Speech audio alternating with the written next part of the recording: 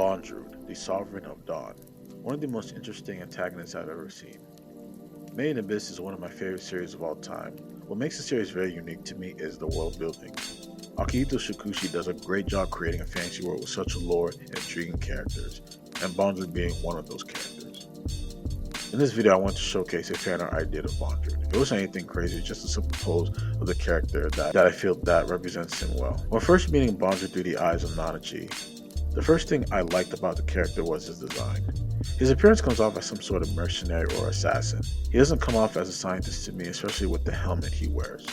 But overall, he arguably has one of the coolest designs in the entire series thus far. His personality comes off as very nice and welcoming, which is what I want to showcase in this drawing with his arms out representing his welcoming personality. So far, I believe he is the most evil and terrifying of the White Whistles we have seen in the series so far. The first White Whistle we met was Ozen, and she was pretty cruel herself, but it is nothing compared to Bondrewd. Ozen even describes him as being a scoundrel, and it is the perfect way to describe him as a character. Bondrewd uses children in his experiments that leaves them literally looking like piles of goop from the curse of the abyss. Nanachi is the only exception as she maintains her form but transforms into a hollow. She was even forced to see her friend Midi turn into goop in her very eyes. What even made it more cruel is that she was immortal, and her last words before turning into that was that she wanted to die. It goes to show what type of character Bondrewd is because he does not seem to portray any type of emotion whatsoever. He is someone who never gets upset, scared, or mad. The philosophy he goes by is that everything he does is for the sake of progress. His experiments are to make cartridges that he puts on in order for him to traverse the 6th layer without suffering from the curse of the abyss. When we see his body get mangled up or cut in half, he doesn't show fear or get upset. He is simply intrigued or fascinated by the events, which is something I suspect that has to do with his helmet artifact he wears. Every time his body gets damaged, one of his upper hands puts on the helmet and becomes him.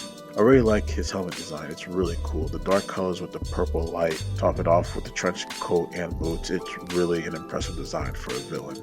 Even though Bondrewd is portrayed as a villain, there are some actions that kind of questions that logic in a way.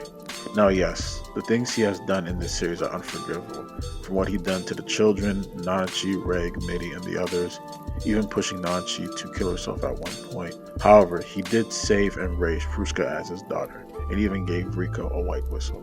Now yes, he did have to sacrifice Prushka to do it, which was a terrible act itself. But I believe that this was Bondrewd's plan from all along the day he saved her. It goes back to his philosophy from everything he does is for the sake of progress. He himself couldn't use his White Whistle anymore, and because of that he couldn't open the gate to let others through to the 6th layer. And he knew one day someone would need a White Whistle to get to that layer. Rika was very upset that Prushka had to die to get her whistle, but now not only does she have her White Whistle, but she can continue her journey with Prushka by her side always. But that's just my personal opinion on the character Bondrewd.